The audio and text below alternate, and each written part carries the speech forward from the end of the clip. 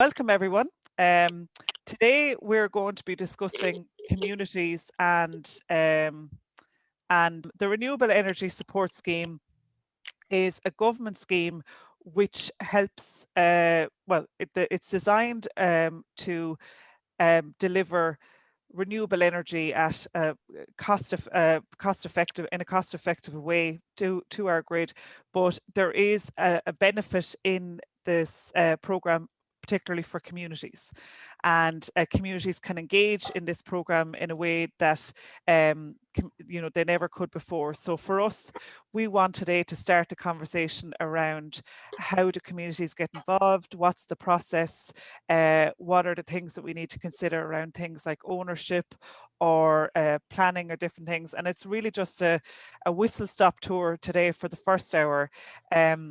And then if people want to stay on for an extra half an hour, we can break out into rooms and discuss things further.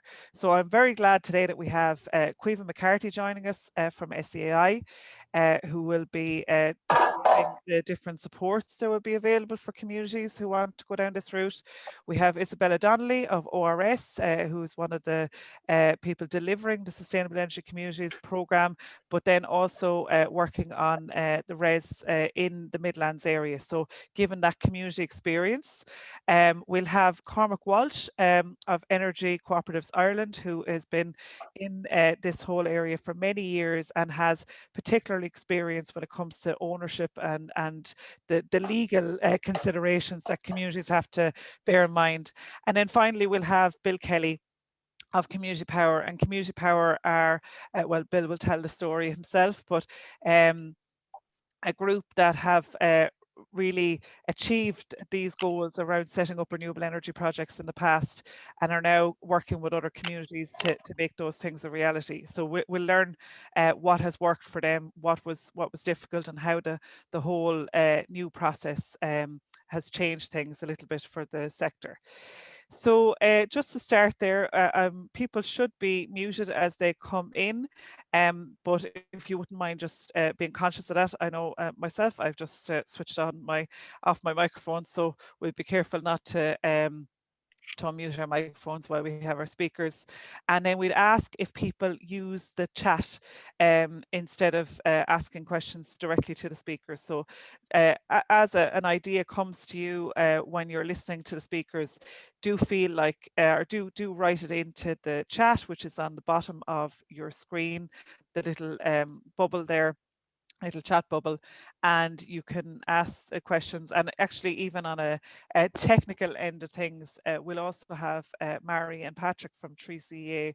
So if you're having difficulty or maybe you're looking for information around whether the slides will be available afterwards or whether they'll be a recording, Mary and Patrick are there for that. But actually, we might as well answer those questions at the moment. We will actually record this for the first session, which is the speakers, and then for the breakout sessions, of course, that won't be the breakout rooms, that won't be recorded because that's people, kind of discussing their own projects. So to get to the basics of this, what are we talking about? So as I mentioned, the communities can put a bid into the RESS auction for a price to produce energy over 15 years. And then basically you develop your project and you enter into power purchase agreement with the state. And there is a certain pot of that that auction, which is specifically for communities. And it covers projects which are, from the size of 0.5 megawatts up to 5 megawatts. Excuse me. And just to give you an idea of scale, a 5 megawatt project, we're looking at the likes of two wind turbines of approximately 80 meters high and 500 meters apart, or you're looking at 25 acres of solar panels. So you can work that back down, depending on the size of the project that you'd like to deliver. So 1 megawatt of power output, you'd be looking at 5 acres of solar panels. And the auction is open to all renewable energy technologies, but sorry, no, it won't let me do it. It's open to all, but only to date we've had solar and onshore wind that have applied, and there's been community projects that have been successful in this auction. So it's really an opportunity for communities to develop their own renewable energy project, and to provide power through the grid, into the grid. So for traditional renewable energy projects, the top little kind of route there has been the way things have gone. So a company would do a feasibility study, they'd get their land agreement, they'd get their planning, and then they'd go for their grid connection, and then they'd go for the RESS auction to get that agreement with the state that they'd be buying the power at a certain price over the next 15 years.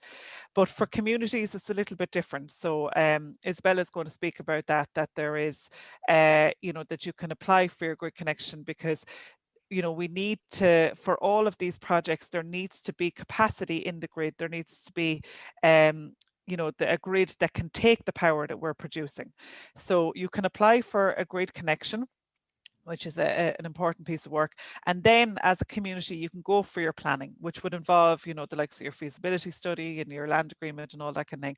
And finally, then, you'd have your connection offer for the grid, and then you can go forward for the RESS auction, where you'd make your bid as to, how much you can produce your energy for. And the benefit as well for communities is that you're having engagement with community members throughout. And hopefully then you'd have buy-in from everyone in your community who would be on board, and who may even invest a small amount in your or a big amount, sorry, there's no limit, they might invest in your energy project. So having that buy-in from your community is really powerful. So to just ask some simple questions, and this is something now that Isabella will probably cover, and our other speakers. So for communities, they might ask the question, is there a substation nearby that can take the power that we produce? And this is kind of timely for us in the Three Counties Energy Agency, because we've literally just, partners of ours, we've developed a study around Kilkenny grid in particular.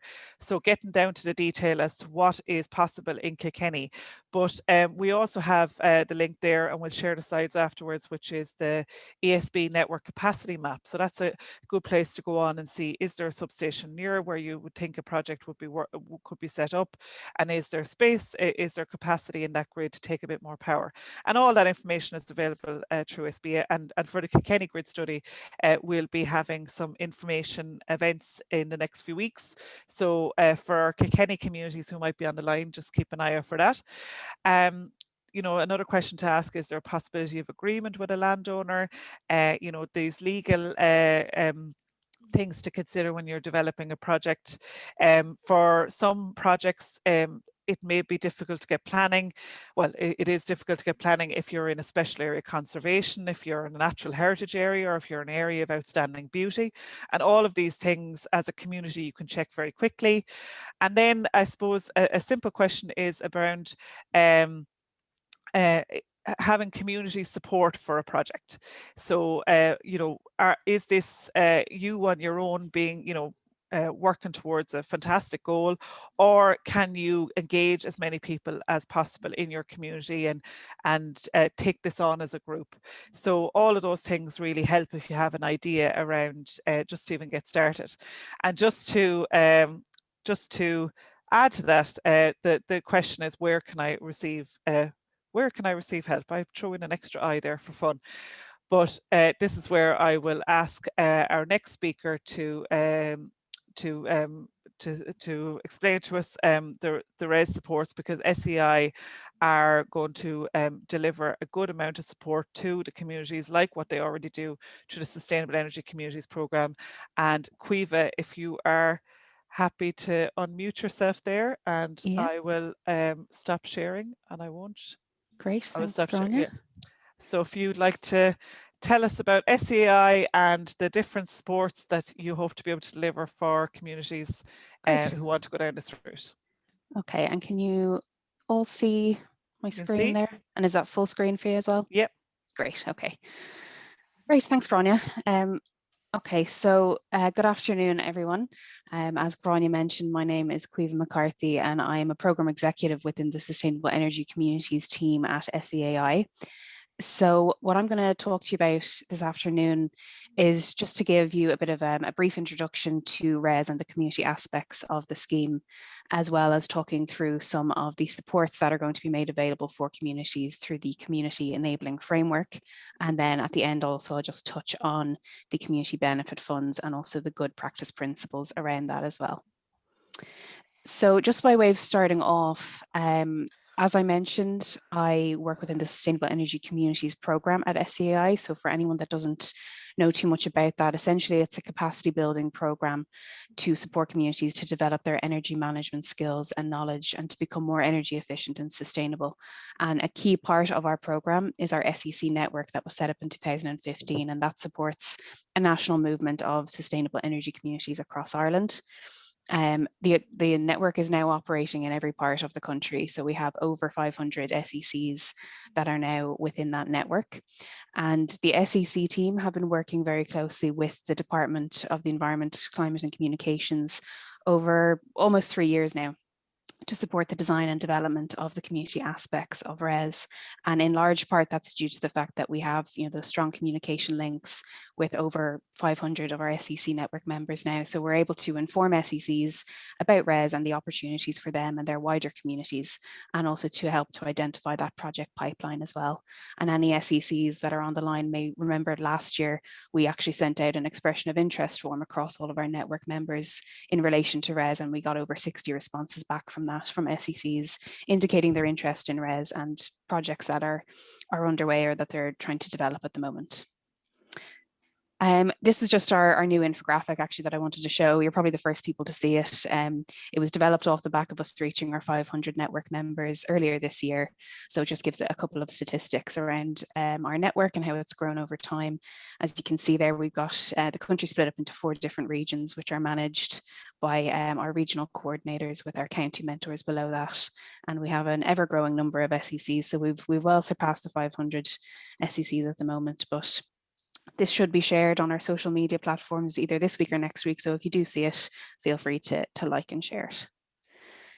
So coming on to communities and renewables then, as Grania touched on, the Renewable Electricity Support Scheme is the new government scheme to support the development of renewable electricity projects in Ireland.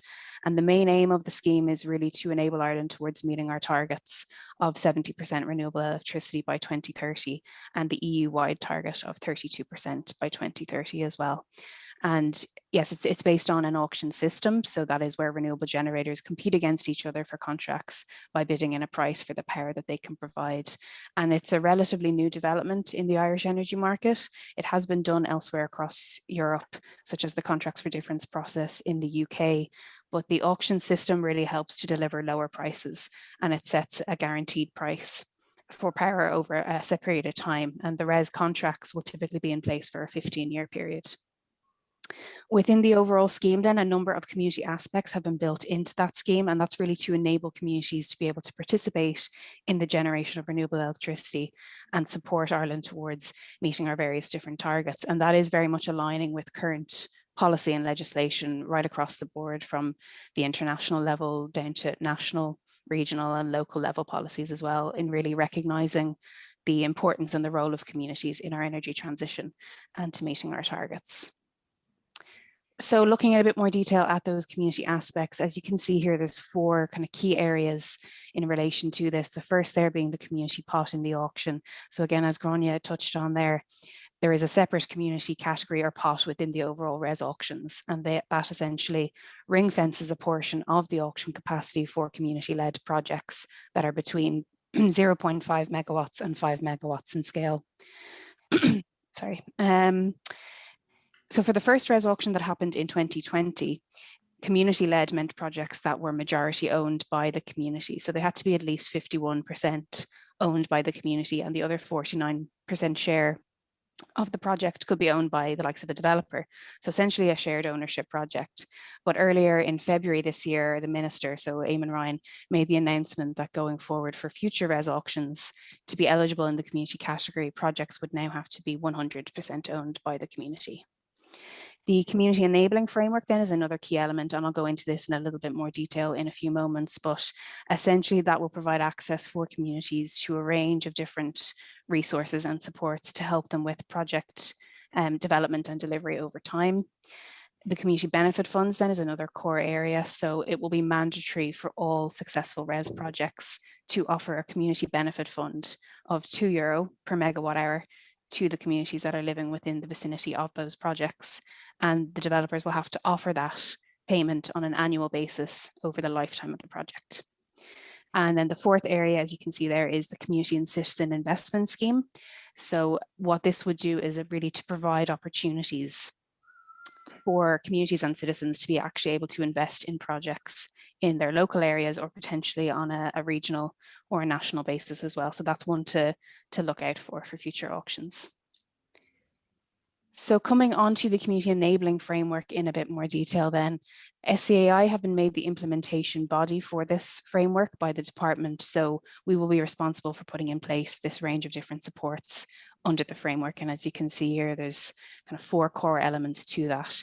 The first one there being the trusted intermediary. So this is a role that's going to be recruited within SEAI, and that trusted intermediary will essentially be the first point of contact for communities that are interested in RESS and that have a project in the pipeline and that they're looking for some support with. We will also then be procuring a panel of trusted advisors. So what they will do really is to provide free and impartial expert advice and guidance across a number of different areas. It will mainly focus around things like technical, legal, and financial advice, and that will cover things like your grid connection process, your planning permission process, but also things like project management and community engagement. Financial supports will also be a core part of this as well, and that will focus mainly on the implementation of an enabling grant for communities, and that will support things like early project scoping and early stage development activities and costs as well.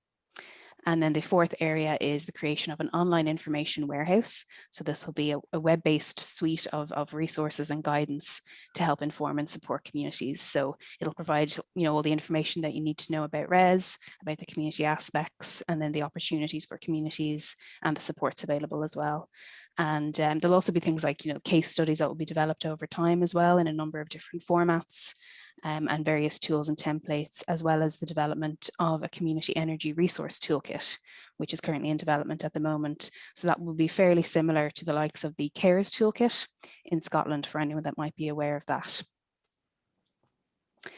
So just looking at those key elements of the community enabling framework and kind of where we're at and expected or estimated timelines around a lot of this, I suppose just to say that all of the elements under the framework, they will be developed in a phased approach and built up over time as well. But in terms of the trusted intermediary, that recruitment is currently underway within SEAI, and we're hoping to make an announcement on that at some point during April. With the trusted advisor service, some early stage scoping of the various requirements has already been done to date, and we're hoping to have something in place towards the end of this year or early into next year.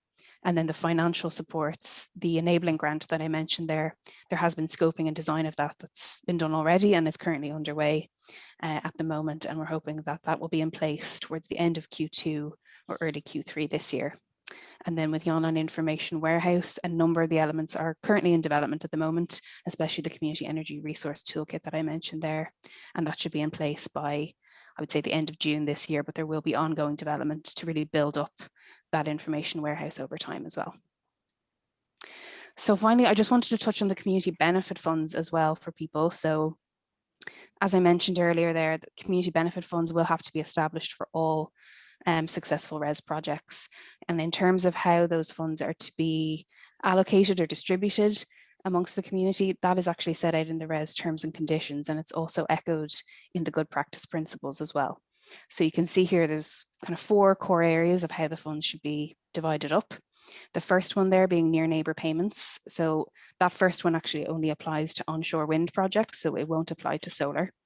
But essentially wind farm developers will have to offer a near neighbour payment of a minimum of €1,000 to those living within 1 kilometre of the project site, and that's measured from the base of the nearest turbine to the base of the nearest property. For all projects then, a minimum of 40% of the overall community benefit fund should go towards supporting projects within the community that align with sustainable development goal initiatives. So that would typically be focusing around projects that are looking at things like education and energy efficiency, as well as sustainable energy and climate action as well. And then a maximum of 10% of the overall fund can go towards the actual administration of the fund itself. So ensuring that there's successful outcomes and good governance of the fund itself. And then whatever balance is remaining within the total fund, that should go towards supporting things like local clubs and societies, and then other not-for-profit entities within the community. And I suppose just to state here that community benefit funds are going to be very substantial in terms of their impact over the lifetime of these projects. You can see in the little box on the left-hand side there that for the first RESS auction, there was 82 successful projects within that auction. And across all of them, it's expected that around 4 million will be provided per year going right into communities, and that's only for the first auction. So between now and 2025, there's a number of auctions planned, both on and offshore. And obviously all of them will have to put a community benefit fund in place and offer that annually over the lifetime of the project. So the community benefit funds are really going to be, they're going to represent the largest transfer of wealth in the state to communities over the lifetime of the projects themselves and over the lifetime of RESS. So very, very substantial impacts. And in relation to finish up there, Caoimhe, oh, sorry. Yeah, sorry, I'm gone over time there. Yeah. Grand, okay. I just had one more slide there. So I did mention around the good practice principles in my previous slide. So some of you may have seen yesterday that the good practice principles handbook for community benefit funds just went out for consultation. So we've been supporting the department with that, and it essentially sets out guidelines and recommendations on what's considered good practice when setting up and administering community benefit funds. So the consultation is open until the 24th of May, and feedback is welcomed from all interested parties on any aspect of the guidelines. And there will be 2 online webinar sessions during the consultation period in April for anyone that's interested. And you can find out some more information on that on the department's website. So I'll finish up there, and my contact details are available, and Gráinne can send out the slides to anyone that would like them after. So I'll leave it there, and I'll hand back to you, Gráinne. Great, thank you, Caoimhe. I see we've had some very interesting questions come in. We will answer those at the end. Sure. Isabella, would you like to give the perspective of the communities that are currently going through this process?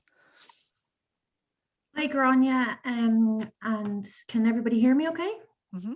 Great. So I've been praying to the Wi-Fi gods all morning, but I don't think I've appeased them because my internet has been a little bit tricky. So fingers crossed I'll get the next half hour, 10 minutes, half hour out of it anyway. So apologies if there's any issues with that. So just share my screen. Okay, so thanks a million, Caoimhe, for that overview, and thanks very much, Gráinne, for the introduction. So I'm just going to, I suppose I have 2 hats here today. I'm speaking to you from the perspective of being Gráinne's comrade with ORS and the rollout of the Sustainable Energy Community Network and so the support there in the Midlands, and also with the hat of being actively involved with a project in the Midlands on the committee. So I'm going to speak to you today about just our experience to date, our plans and our ambitions, and just kind of go step by step through the process. And there'll be a little bit overlap with what Gráinne and Caoimhe said, but it'll just be a reiteration. So as Gráinne alluded to earlier, really important to have good buy-in from your community. You are going on a journey it's essentially a commercial journey, so you need to have committed people on your SEC. It's important to have a well-established committee there, that you're all unified behind the vision and the goal, that everybody has the same ambition and has the foresight for the project that what they want to see actually on the ground. So that's really important that when you're starting out and before you put too much work into the project, that everybody involved you're all facing in the same direction. Then getting consensus from your committee and your community on the technologies appropriate, whether they be solar or wind, or if you have ambitions for other anaerobic digestion, etc. We went with solar in the Midlands because we just felt the appetite was a better appetite for solar as opposed to a wind project, and the site that we identified was a little bit more suitable for solar also. Again, just to reiterate the point about the strong committee, there's a lot of persistence needed, and it's an excellent journey and a brilliant journey to undertake, but it does need a little bit of persistence, and you need strong committee around you. And I'll just allude to our comrades in Clare Morris Energy Co-op, who JP Prendergast reiterated that on a webinar there a couple of months ago, that it's important that you do have a strong committee there that are committed and have persistence. So they're just some of the initial things to be thinking about if you're thinking of going on the journey. Again, next step then, really identification of a potential site. So as Grania said there, it's really important to identify where your site is going to be located, or where you're thinking about applying for your site, things around environmental aspects, etc. But one of the most important aspects is for the financial feasibility of your project is your proximity to the substation. And as Grania popped up there as well, there's a really good map on the Esb networks just to see where the substations are around the country. And also it's a very user-friendly network, a very user-friendly website. You can check if there's actually capacity at the substation. So there's no point having a fantastic site only half a kilometre from a substation, and then there may not be capacity in that substation, and it's going to be very expensive then to upgrade the substation, and that cost falls back on the community if upgrades are needed. Just another point here to reiterate, it's not impossible. If there's no capacity at the substation, it's not impossible for the project to go ahead, but as I said, it'll cost more, so it will affect your profitability of your project going forward. So yeah, that map is fantastic. So if your site is within a general rule of thumb that has been bounced around is 5 kilometres. It's financially feasible if your site is less than 5 kilometres from the substation. So that's kind of a rule of thumb we've been using. Again, if it's greater than 5 kilometres away from the substation, it's not impossible. It's just a little bit more expensive to actually get your electricity from your source of generation to your substation. So actually getting it onto the grid, being able to sell it onto the grid. Yeah, so the distance connection, landowner commitment, as Grania said, it's really important to have buy-in from the people that you're proposing to put the site on. Ideally, your landowner would either be a member of your SEC or be interested to become a member of your SEC and help drive the project on. But if not, that's no problem either. You can approach the landowner and explain that the site is very suitable for the project and see would they be interested in leasing the site to you. So typically the leases for sites and what we're looking at would be a 20-year lease for the site, maybe 25-year lease. We're just looking at it. It's very attractive to landowners. It's quite a good, from feasibility studies I've seen or from reports I've seen, it's between €600 and €1,000 an acre per year is the lease amount. So it's double, nearly triple the average agricultural rent rate per acre. So it is an attractive entity. And then also there is potential there for farmers to continue with maybe sheep farming or other activities in conjunction, but that all need to be ironed out at this stage when in your initial conversations with the landowner. Okay, so I'm just going to give a quick overview. So if your community have gotten to that stage, you've gotten an idea of the site, you've gotten commitment that the landowner rented the site, you've got a good community behind you, you've decided your technology. Next thing you really need to be looking at and planning towards would be the Enduring Connection Policy for 2021. It's the ECP 2.2. I'm going to get tongue-tied with all the abbreviations. This is really an important application for the community regards seeing whether the project is feasible, whether you can get access to the grid and seeing the cost of getting access to the grid. So our community in the Midlands, we applied to the ECP application September 2020, and it was, we were so grateful. We got excellent support from Community Power, and the Claremorris Energy Co-op and Cormac as well gave us a guide on it. So we were really grateful to get that application in. I'm going to chat about that a little bit later, about the supports we received and the potential supports that are there as well. And as Caoimhe referred to, the SEAI provided excellent support as well to other communities. We had a personal relationship with Community Power, friendship with the guys in Claremorris, so we just went down that route. So sorry, going off point a little bit, I'll get back now. So as Gráinne and Caoimhe mentioned there, it's a competitive application process, 15 community spots in 2020. So I think there was more than 30 applications in 2020. A great thing about the ECP 2.1 was that you didn't have to have plan and permission to be applied to it. So commercial entities had to have plan and permission to apply to the other pot, but the community pot left it open, which was fantastic, because a community really, it's a challenge to go spend money on a plan and permission application and do all the assessments if you don't know the project will be financially feasible to actually get your electricity to the grid. So it's great to get into the ECP and find out those kind of things before you take on. 2 minutes quick. Oh gosh, I better hurry up.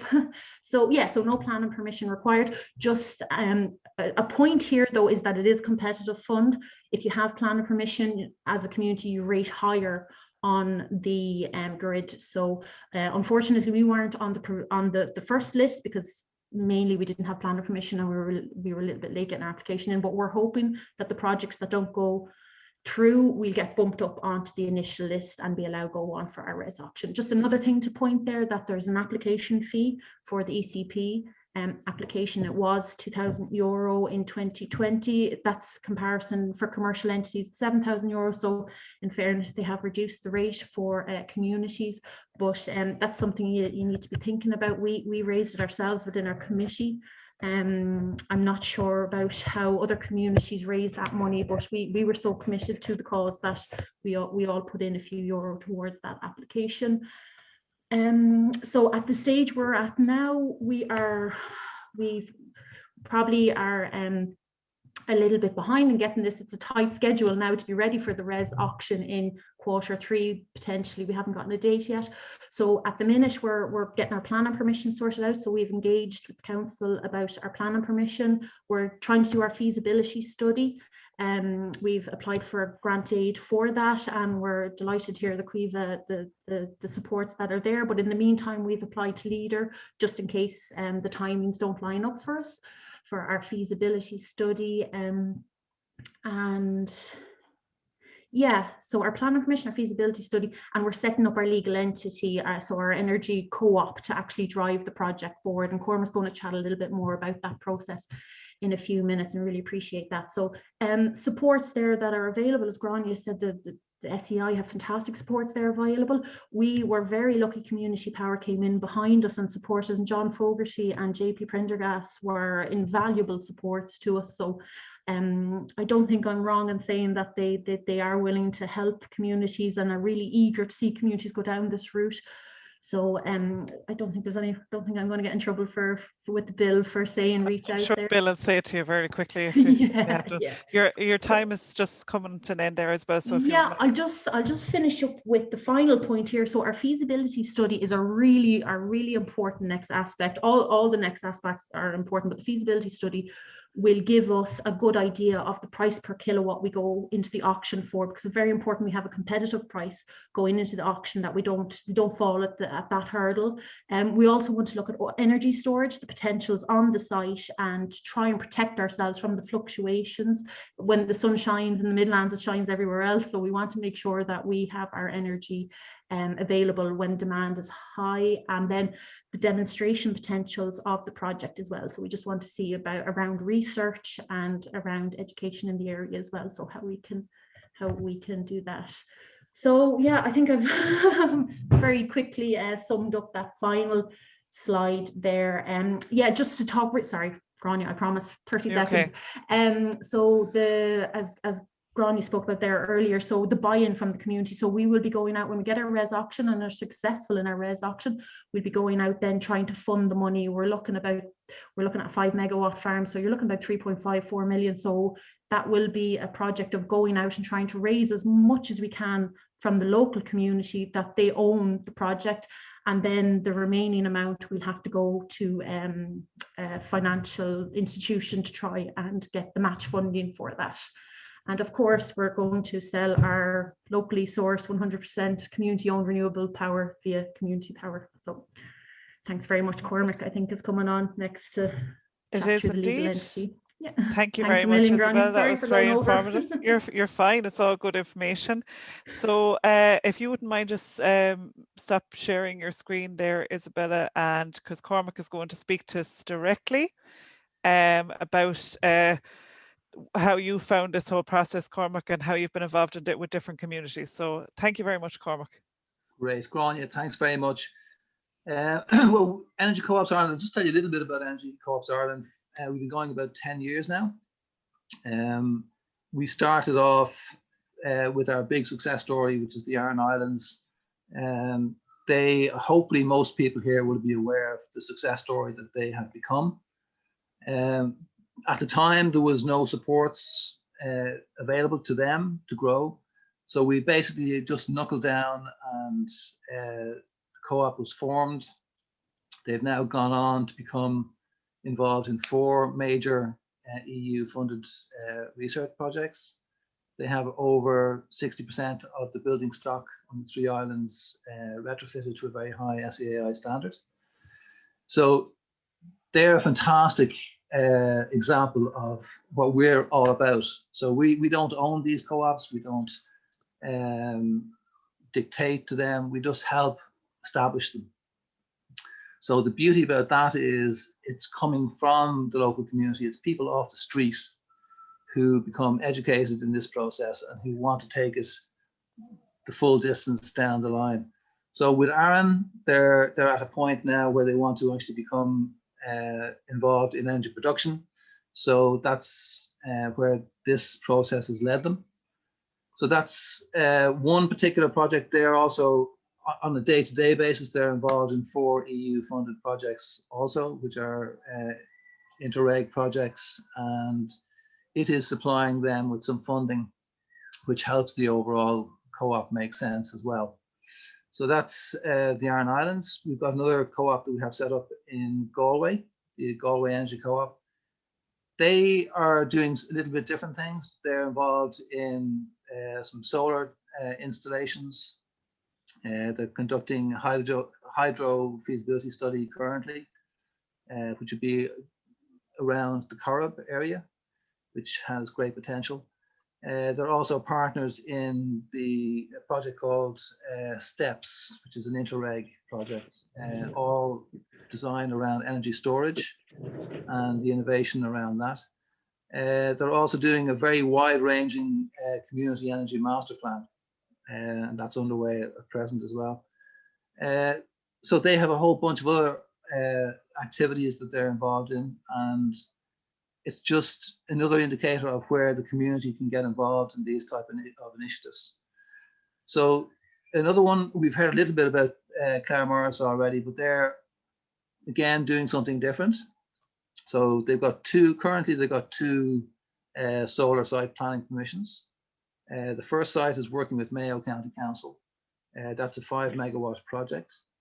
And the second now is in the queue for RESS 2, for a RESS 2 offer. They're also putting in for a district heating scheme, which will be basically it will be implemented over a 3-phase approach. So that's their long-term aim, is to have a district heating scheme for the town. Then we've got another co-op down in Kerry, and that one has been doing fantastic work in the community, interacting with many organisations, with the council. They've been doing deep retrofitting as well, which has been very successful. And then our very latest co-op is the Valencia Island Energy Co-op.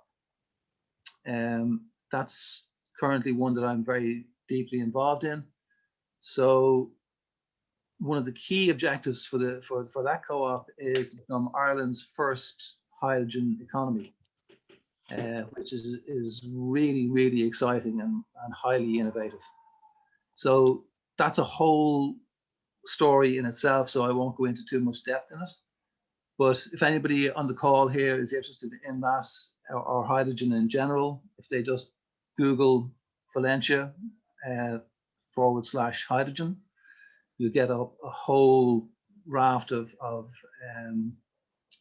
articles in relation to it. So basically, that's where we are in relation to co-ops in Ireland. You know, the model itself is very, very strong. So it's based on the model. We work closely with ICOS, by the way, who have 125 years of experience directly in relation to farming cooperatives. So the rules and regulations that apply to energy co-ops are the same ones that would apply to the farming co-ops that the people are familiar with.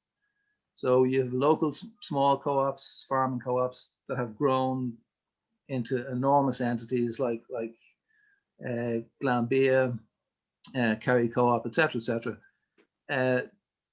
That's what is the potential for energy co-ops, because this sector that we're talking about today is going to grow and grow and grow. And once the money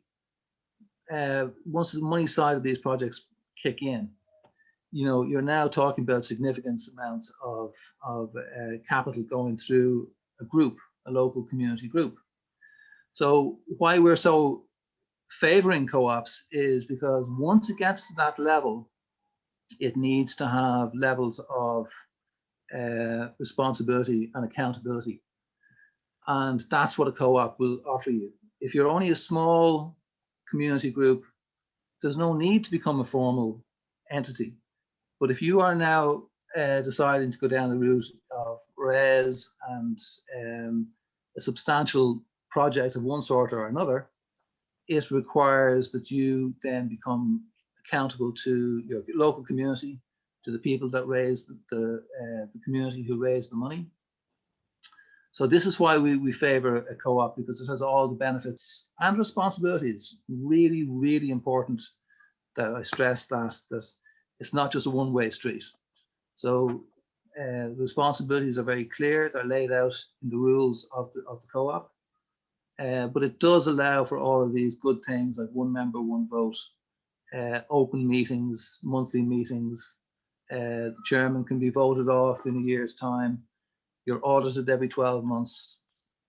So you have all these checks and balances that are in place that allows you as a community group to move from being a small entity up to being something that is able and capable of running you know, a substantial sort of community solar farm, wind farm, whatever it happens to be, because the money becomes serious.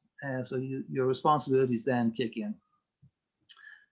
You know, we also support, we don't, you know, just a co-op model. We don't just say you have to be a co-op. CLGs we find very good as well. So again, we're not absolutely rigid on that it has to be a co-op, but we really like the idea of the formality of it, because it does give a structure to the community. It gives them focus, and it allows them to understand this is a long-term process. It's not something that just can be delivered really quickly. So this is a long-term process, and that's the way we like to deliver it, you know. That pretty much covers where we're at the moment. And I was just about to, are you good, happy to finish here? Oh, I am, yeah. I was timing that, so I was just no, that'll be perfect. Great. Thank you. And I'm sure there would be questions at the end or even in the breakout rooms, Cormac, because perfect. I think people would be interested in the different ways that these are these communities can organize themselves essentially. So our last speaker has also been mentioned, well, your organization, Bill. Community Power have been in this space for a good while and are working with a number of communities. So Bill, if you're happy to speak there and maybe share any slides, well, the slides that you have there. And I shall. You can all hear me there, yeah? We can hear you lovely, yeah. And Okay. I think it looks like the screen is coming up there, so. No. Excellent. 6 seconds now, and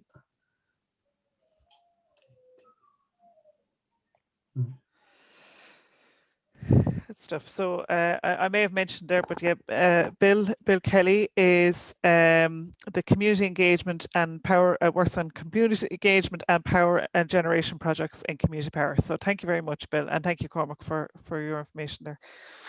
Good afternoon, everybody. Thank you, Grania, Isabella, Caoimhe, and Cormac. I'm Bill Kelly from Community Power. I'm conscious today I'm filling in for John Fogarty, so I have very big shoes to fill. So I'll crack on immediately with the presentation. So Community Power, what are we? Who are we? I'll talk a little bit about the RESS and renewable energy communities, and then the future as we would see it unfolding. So Community Power, we are a community of communities in the energy generation and supply sector. We are 100% community owned, wind and solar projects, and we have anaerobic digestion and biogas in planning. And we're available at communitypower.ie. We are owned and operated by communities for communities. Our primary projects currently include Temple Wind Farm, operating since 2012, Claremorris Community Solar, which was successful in the RESS auction last year. Galway Community Renewables, also successful in the RESS auction last year. And Community Renewable Electricity Supply, trading as Community Power. And this company sells electricity from the national grid to homes, farms, and businesses across the country. That's operational since 2018. And we acquired a gas license in November of last year. So we sell electricity nationwide. We offer fair, transparent pricing, 1 month rolling contracts. This is for domestic, for the residential market. You can leave whenever you wish with no exit fees. The money you spend with us in Community Power, it stays in Ireland to help communities to develop their own energy generation projects. And we say to people, be the change you want to see. You can sign up online at communitypower.ie. So speaking briefly about our flagship project, Temple Community Wind Farm. It is a community development initiative, 100% community owned, up and running now for 9 years. It comprises 2 turbines, each of 2.3 megawatt capacity, which in total 4.6, which is just under the RESS limit, community pot limit of 5 megawatts. It's powering the equivalent of over 3,000 average Irish homes per annum. And here's the key figure for the audience today. Annual gross turnover from those 2 turbines, 1.1 million per annum. It has never been below that in the years that it's been operating since 2012. And we in Community Power and the community in Temple are, which is the core of Community Power, we're very much of the view that every parish in Ireland should have something similar, be it wind or solar or a combination of both. And the message today is that it's very doable. So who are the faces in Community Power? John Fogarty is our MD and Noel Carey is our financial director. Both John and Noel are founding members of Temple Community Wind Farm and also Community Power. Greg is general manager. I look after community engagement and sales, and Sarah is marketing and admin. And we're based in Nina, and I'm mostly in Limerick. Since RESS 1, we were successful there with Claremorris, and a lot of people will know JP above their JP Prendergast, driving or the public face of Claremorris RESS 1 project. a key player in community power. And we envision other communities around the country becoming key parts of the community power story going forward. So going into the RESS and how we approach RESS. So it is a state initiative to incentivize the production of renewable electricity, an auction-based format. Sealed bids are invited from qualified generators or potential generators for the production of specific amounts of power, wind and solar, for a specific time, usually 15+ years, at a set price, which will be your bid price. Introduced in 2020, expected to run in its current format for 4 to 5 years. The annual RESS auction has 2 sections: the community pot, which is 1% of total, and the main developer pot. This slide I'm going to show you here, it's taken from a roadshow which the Department of Climate Action did last January before COVID struck. It gives an idea of the department's thinking. As you can see here, in 2020, Templederry stands alone. This was at the start of 2020. And the department wants to see by 2025 multiple Templederrys around the country. They're not looking for replicas of Templederry. Each community is separate and distinct, but the basic model of putting money back into communities via the generation of renewable electricity.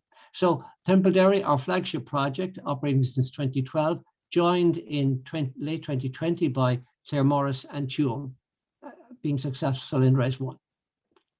So a community pot, looking at it specifically, 1% of the overall auction, maximum size project 5 megawatts per hour, minimum half a meg.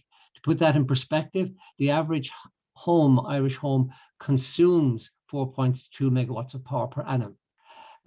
So the projects now have to be 100% community owned. And community power are lobbying and working hard to increase the size of the community pot. We would think from 1% up to 10 is reasonable, and increase the maximum project size from 5 up to 10 up to 20 megawatts. And furthermore, we would like to see a scenario where the knowledge base across Ireland within communities develops to such an extent that in time communities can enter the developer pot, maybe collectively. Looking then at the steps, if you want to approach RESS efficiently, we would say to you, take the following approach. First of all, identify in your locality a plot or plots of land. You'll be looking for circa 20 acres for a 5 megawatt solar facility, somewhat less for a 5 megawatt wind farm. Apply for the grid connection assessment. Isabella has also earlier referred to that. It's the ECP, otherwise enduring connection. It will cost you 2,000 plus VAT payable to Esb Networks. Basically, what you're doing there is you're applying to get in the queue for a grid connection, but you're also applying to get a firm price for it. And to do that, of course, you need written approval from the landowner to have their lands assessed for grid. And you'd be well advised to have a lease option with the landowner as well. Once you receive your grid connection offer from Networks, you're now in the queue with a grid price. And assuming your grid price is reasonable, and you can then proceed to apply for planning permission, to apply to enter the auction, and to get into the auction, you'll need your grid offer, your planning, your land lease, your community cooperative constitution, and verified financials. Prepare and submit the bid. Assuming your bid is successful, you'll have your state contract in your back pocket and you can proceed out to construction. And community power is available to help communities with any and all of those steps, as we did with Claire Morris, with JP and his colleagues above, and also with the folks in Tuam. 2 minutes there, Bill, if you're happy enough. Thank you. Here we've got a helicopter view of a very viable solar project, and we do this with all of our projects. Capital expenditure to build it out, annual recurring expenditure on the left-hand column, and on the right-hand side, you've got your recurring revenue. And you can see straight away, looking at your total lines there, a very, very viable project. And of course, with all projects we do this in detail for them, assess the viability of it. How might you raise that sort of money? This is an example where we'll be using this, we expect, in the Limerick project. It's one scenario, there's others you can use as well. We'll be issuing 2 types of shares, basically. A 3.5 million requirement. Ownership share, A and B shares. A have ownership, B don't. A have voting rights, B don't. One A share per person, multiple Bs if they wish, non-transferable, an optional price, 500 or 1,000. A pays the dividend, but B pays a fixed coupon, a fixed rate for a fixed number of years. A's are targeted locals, and B's are targeted locals and others. And you can see there at the bottom line there, issuing 300 A's and 3,500 B's. Project can be funded quite easily. In the event there's a shortfall, you have the access to the Community Power Green Bond, which is available to financially sound 100% owned community projects. Very briefly, Claremorris, on a collaboration between Claremorris Community Power and Mayo County Council. The County Council are delighted with it. It is because they are now getting an annual lease on the land for what was an old disused landfill site. Timelines, you can see here, Templederry took a while to build. In Res 1, Claremorris and Tuam, we got them through from concept and construction in 2 years. Now COVID might put that back by a couple of months. We're hoping to get, I'm taking one example here, one of our Limerick projects, we're hoping to get it through within 12 months from conception to construction. Rex, very briefly on those. I'm almost going to stay with it for a moment if you would. It's a generic name for the company that will place the bid in the auction. It must comply with the departmental rules. How will your raise be structured? Who will own what and how will it be run? Basic questions. Will it have open and inclusive membership, transparent in operation, one member, one vote, meet the RESS requirements, have a constitution that protects against mission drift, and have appropriate asset locks to protect the community assets. Your RESS, on this screen here, we're showing that to identify the plot of land to get the process moving, you only need 3 or 4 community-focused individuals. You can open it up to the public at a later stage once you have your grid offer. Almost done here. The future as we see it unfolding currently, or in 2012, Templederry on its own. This year, 2020, last year, joined by Claremorris and Galway. In 2021, we have 30 plus communities. Now, not all will go into Res 2 because their planning and etc. may not be ready, but they'll spill over into Res 3. And we say to people, be part of the movement. It's an alternative economic development model. You can enrich your communities economically, socially, and culturally while saving the planet. And putting that graphically, there's first 3 of us. We will have over 10 in end of 2021. In Res 3, you can see how we expect the growth to go, continuing into Res 4. And remember, each of those communities, they'll own their own generation facility 100%, but they'll also have the option of a share of the retail energy sales company, which is Community Power. Next steps, we would say to you, get in the queue, get in your grid connection assessment. It'll cost you $2,500. That's the best value feasibility study you'll ever commission. And we say to people, sign up with Community Power for your electricity, your farm, your home, your business. Be the change you want to see. We look forward to your Q&As. And this, once we're all inoculated against COVID, we'll be opening up the wind farm. And JP promises us he'll open up Claremorris as well for site visits. Thank you so much. That's it, Caoimhe. Great, thank you, Bill. I look forward to a trip to all these wonderful spots. Oh, sorry, I couldn't cross you. No, you're fine. I'm just going to stop sharing the screen now. Sound seems to have gone. Yes, thank you very much, Bill. So we'll just very quickly go through the questions. And thank you very much, everyone who shared stuff on the comments. It's great to to see that people are sharing loads of information. So the first question is, does the auction include energy storage? And I might ask the other speakers to come in on this, but as far as I'm aware, energy storage can be included, Isabella, as part of a project, but it's not specifically, it's the renewable energy technology that produces the energy that's going for the auction.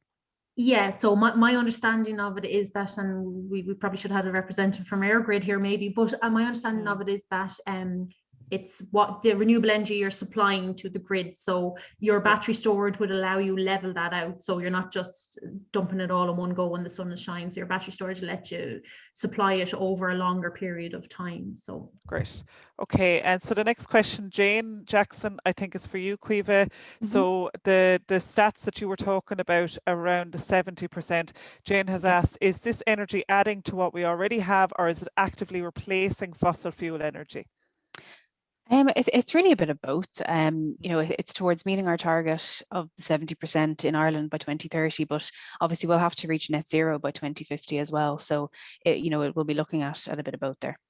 Great. And then the next question I think might be for you as well, Caoimhe, but if anyone else wants to chime in, 100% community owned, does that include the land or just the generating assets, the solar, the wind, the battery? So community-led projects they'll have to have landowner consent in place to be eligible to apply for RESS, but also for, you know, grid connection and planning. So that will be part of it. It's not that the community necessarily would have to own the land outright, but they would have to have the landowner consent in place. Okay, that's great.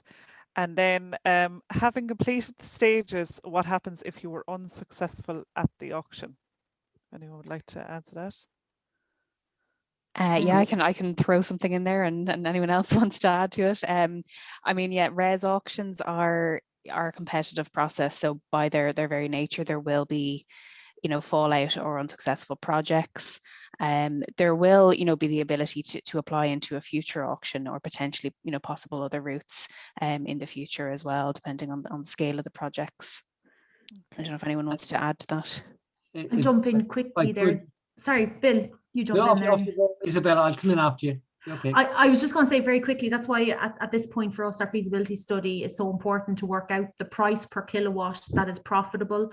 So really, if we're not successful in that RESS auction, we know we've put in a price that we're able to generate a profit at it. So if it's any lower than that, we won't be able to generate the profit from the community. So it'll nearly be a godsend we don't get through the RESS, because we potentially be operating at a loss. So that's my point. Sorry, Bill. Yeah, and just to add to that as well, you can't overstate the importance of having verified financials before you go into the auction, right? But as well, if you are unsuccessful in the auction, if your bid is too high, remember your grid price will be kept open, fixed for 2 years, so you can always go back the second year. Because remember, what could happen, who knows, different things could happen. There is an insatiable appetite for green electricity at the moment, and that is even before we tackle heat and transport. So that appetite is going to grow. So I would say, don't be worried. If your financials are in order, don't be worried. If you don't get it first time, you'll certainly get it second time. Okay, and I'm just going to take a few more questions and then we'll break out into the break rooms. I'm saying break a lot. Caoimhe, so we have a question here from Tom. Do 100% community-owned projects have to set aside funds for the community benefit fund contribution? Yes, so it's in place for all projects. Yeah.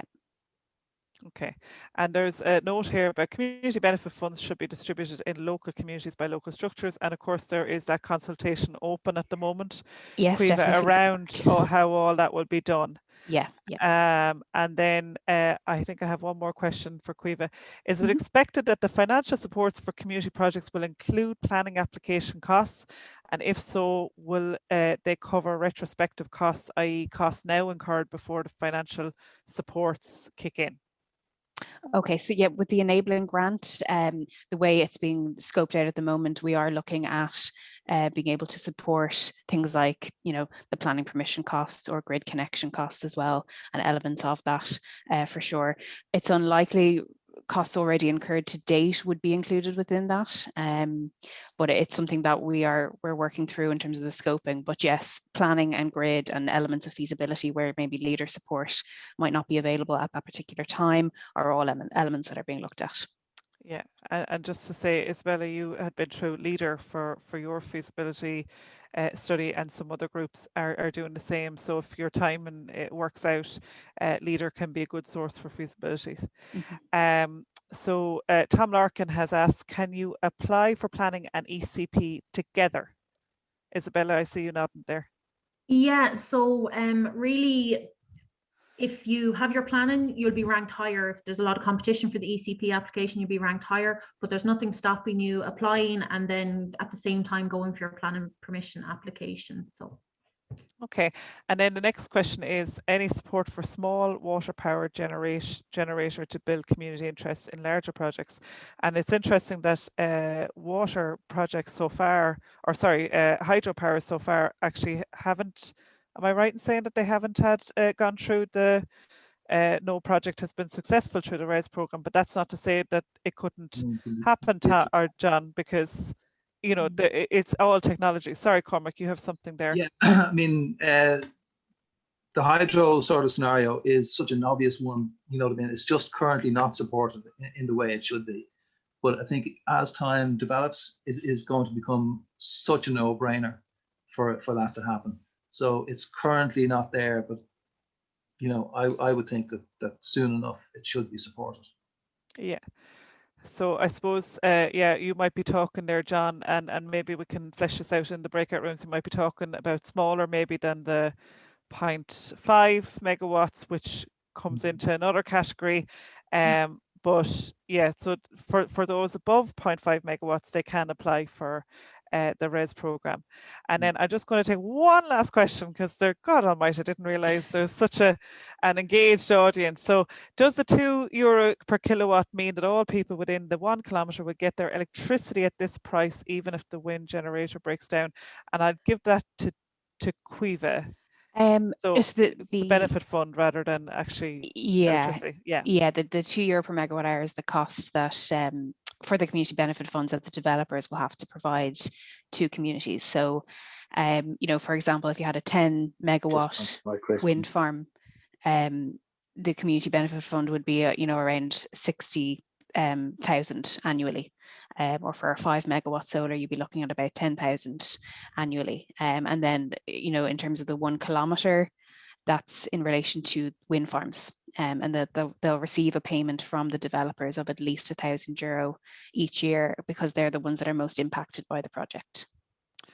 So it's not necessarily that it's your electricity, but it's that a fund goes in to your community, and actually there is the 40% of that should or is being advised to go on energy project or climate projects and different things, and actually education as well. So it's quite varied.